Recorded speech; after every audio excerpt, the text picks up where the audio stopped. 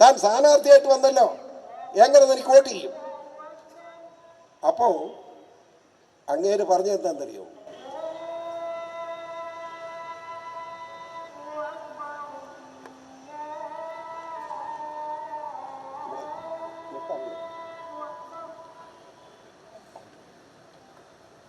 വർഗീയത പറയുന്ന ആരാന്ന് നമുക്ക് നോക്കാം.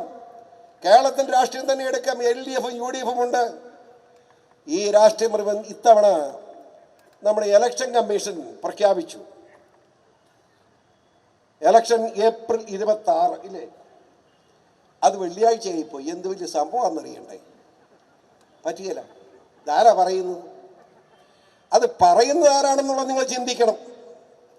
ഇവിടുത്തെ മുസ്ലിം പണ്ഡിതന്മാർ, വലിയ പണ്ഡിതന്മാരൊക്കെയാ പറയുന്നത്, വിവരമില്ലാതെ പറയുന്നത് കൂട്ടിയേക്കാം നമുക്ക്. പക്ഷെ ഇവിടെ രാഷ്ട്രീയ പാർട്ടികൾ പറയാമോ? മുസ്ലിം ലീഗ് ഒരു രാഷ്ട്രീയ പാർട്ടി എന്ന നിലയിൽ അതിന് പരാതിയായിട്ട് ഇറങ്ങാമോ?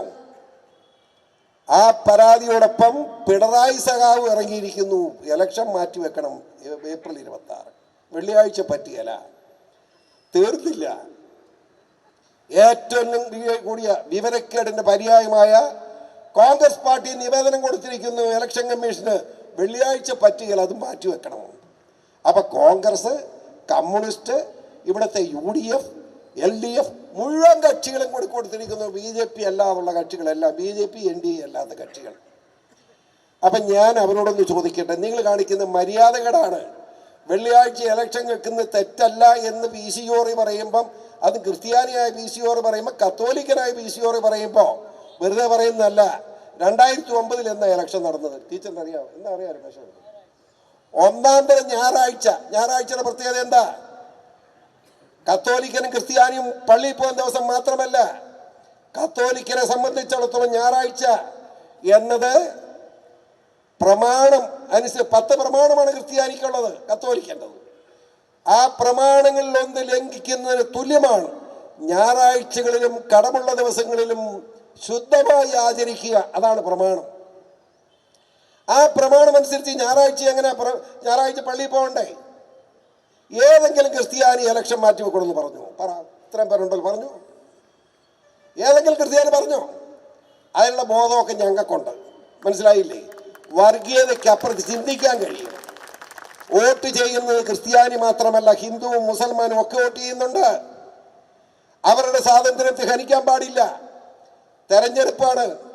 അപ്പം ഞായറാഴ്ച വോട്ട് ചെയ്യണമെങ്കിൽ എന്താണ്? ഞാൻ വോട്ട് ചെയ്തവന് നേരെ രാവിലെ അരിയത്രപ്പള്ളി പോയി കുർബാനയും കണ്ടുവച്ച് അരിയത്ര വലിച്ച് അനുഗ്രഹിക്കണേ, എൻ്റെ സ്ഥാനാർത്ഥിയെ ജയിപ്പിക്കണമെന്ന് പറഞ്ഞ് കുടിന്ന് കുത്തി കയ്യിലോട്ട് കൊടുത്ത് ഞാൻ ജയിക്കുകയും ചെയ്തു. മനസ്സിലായില്ലേ? എന്ന് പറഞ്ഞതുപോലെ ഈ മുസൽമാന്മാർ സഹോദരന്മാർ ചെയ്യേണ്ടത് എന്താ? അവരാകപ്പാടെ 12 മുതൽ 1:30 വരെയാണ് അവരുടെ നിസ്കാരം, ജുമാ നിസ്കാരം. മുസ്ലിംകാർ ഇവിടെ ഇല്ലേ? ഉണ്ടോ? ഉണ്ടോ? പുറത്തുണ്ടല്ലോ. അതായത് 1:30 മണിക്കൂറല്ലേ ഉള്ളൂ. ഒരു കാര്യം ചെയ്യണം, 2 മണിക്കൂർ എടുത്ത് നിസ്കരിച്ചോണം ജുമാ നിസ്കാരം. അത് കഴിഞ്ഞ് പോയി ബൂത്തിൽ വോട്ട് ചെയ്യണം. 7 മണി മുതൽ 6 മണി വരെ ഇലക്ഷൻ വോട്ട് സമയം. മനസ്സിലായില്ലേ? പിന്നെ എത്ര വർഷം വോട്ട് ചെയ്യുന്നതിന് ബുദ്ധിമുട്ട് തന്നെ എനിക്ക് മനസ്സിലായില്ല. അതുകൊണ്ട് ഈയനം നാണം കെട്ട വർഗീയതയുമായി ആരും ഇറങ്ങാൻ പാടില്ല. ഇത് അപമാനമാണ്. അത് മുസ്ലിം സമൂഹത്തെ അപമാനിക്കുന്നതിന് തുല്യമാണ്. ഈ കോൺഗ്രസിൻ്റെയും ഇടതുപക്ഷത്തിൻ്റെയും വലതുപക്ഷത്തിൻ്റെയും നേതാക്കന്മാർ കാണിച്ച ഈ പരാതി എന്നാണ് എൻ്റെ പരാതി. ഞാൻ ഒളിച്ചു വെക്കുന്നില്ല. കോൺഗ്രസ്സുകാരനും കമ്മ്യൂണിസ്റ്റുകാരനും പിണറായി വിജയനും ഒക്കെയാണല്ലോ പോയി പരാതി കൊടുക്കാൻ പോയ കക്ഷികൾ. ഇവർക്ക് 2 കൂട്ടർക്കും അറിയാം ഈ ഇലക്ഷൻ മാറ്റിവെക്കുന്ന ഒരു സംഭവം ഉണ്ടാകുകയില്ല, നടക്കാത്തൊരു സംഭവം. അത് ഇത് അറിഞ്ഞുകൊണ്ടാണ് ഈ കേരളത്തിലെ പാവപ്പെട്ട മുസ്ലിം സമുദായത്തെ അപമാനിക്കാൻ അവരുടെ പേരിൽ പരാതിയുമായി കോൺഗ്രസും കമ്മ്യൂണിസ്റ്റും പോയിരിക്കുന്നത്. എന്തോ ഒരു പിറപ്പാണിത്. നിങ്ങൾ ആലോചിച്ചു. മര്യാദയോട് കാണിക്കുന്ന കണക്ക് വേണ്ടേ? അവർക്കറിയാൻ മാറ്റിവെപ്പ് കണക്കില്ലെന്ന്, എന്നിട്ടും പരാതിയായിട്ട് പോവുക. ഇതൊക്കെ ജനങ്ങളെ കബളിപ്പിക്കുന്ന തുല്യമാണ്. പറയാതിരിക്കാൻ നിവൃത്തിയില്ല, അതുകൊണ്ട് പറഞ്ഞു എന്ന് മാത്രമേ ഉള്ളൂ. നമ്മുടെ കേരളത്തിലെ ചരിത്രം ഒന്നെടുത്ത് പരിശോധിക്കാം നമുക്ക്. ഇവിടെ ഇപ്പോൾ ഇലക്ഷനുമായി ബന്ധപ്പെട്ടുകൊണ്ട് ഇന്ത്യ മഹാരാജ്യത്ത് മോദി എന്ന് പറയുന്ന വലിയൊരു മനുഷ്യൻ ഒഴിച്ചു വെച്ചിട്ട് കാര്യമില്ല, കുശുമ്പിയിട്ട് ഫലവുമില്ല. അദ്ദേഹം ഇപ്പൊ എത്ര പ്രാവശ്യം കേരളത്തിൽ വന്നു നിങ്ങൾ ആലോചിക്കണം. ഒരു സീറ്റ് പോലും കൊടുത്ത് അദ്ദേഹത്തിനെ പ്രധാനമന്ത്രിയാക്കാൻ കൈപൊക്കാൻ ഒരാളെ കൊടുക്കാത്ത ഈ കൊച്ചു കേരളത്തോടുള്ള നന്ദി പ്രകടിപ്പിക്കാൻ അദ്ദേഹം എന്തെല്ലാം കാര്യങ്ങൾ ചെയ്തിട്ടുണ്ടെന്നുള്ള കാര്യം പ്രിമള ടീച്ചർ പറഞ്ഞോളൂ, ഞാൻ പറയുന്നില്ല. അവർ പറയാൻ തുടങ്ങിയതാണ്, അത് മുഴുവൻ അവർ പറയട്ടെ. ഈ അടുത്ത കാലത്ത് വന്ന് ഉദ്ഘാടനം ചെയ്ത എത്ര 7000 കോടി രൂപയുടെ വർക്കാണ്. ചെയ്യാൻ കഴിയുന്ന ഒന്നും തരാത്തവർക്ക് കൂടുതൽ കൊടുക്കുക എന്ന ആ മോദിയുടെ മനസ്ഥിതി എത്രയോ വലുതാണ് എന്ന് നിങ്ങൾ ആലോചിക്കണം.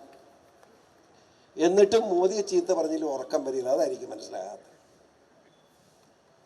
ഇവിടെ പിണറായി സഖാവ് ഒരു കാര്യം മനസ്സിലാക്കണം. പിണറായി സഖാവിൻ്റെ ഈ കച്ചവടം ശരിയല്ല. ഞാൻ ചോദിക്കട്ടെ പിണറായി സഖാവേ, നിങ്ങൾ എത്ര 1000 കോടി രൂപ കടമാണ് ഇവിടെ ഉണ്ടാക്കി വെച്ചിരിക്കുന്നത്? 4,50,000 കോടി രൂപ, 4,50,000 കോടി രൂപ. മനസ്സിലാക്കണം, കടക്കടിയിലാണ് ഈ കേരളം. ഈ ഇരിക്കുന്ന നിങ്ങൾ ഓരോരുത്തരും 1,28,000 രൂപ കടത്തിലാണ്. നിങ്ങൾ ആരെങ്കിലും കടം മേടിച്ചോ? ഞാൻ ധനകാര്യമന്ത്രിയോട് ചോദിച്ചു, താൻ എന്തുണ്ടാക്കിയതാ ഇത് ഐസക്? താൻ കാണിച്ച മര്യാദയാണ്. താൻ സ്ഥാനാർത്ഥിയായിട്ട് വന്നല്ലോ, എങ്ങനെ എനിക്ക് വോട്ട് ചെയ്യും? അപ്പോൾ അങ്ങേര് പറഞ്ഞെന്താണെന്നറിയോ?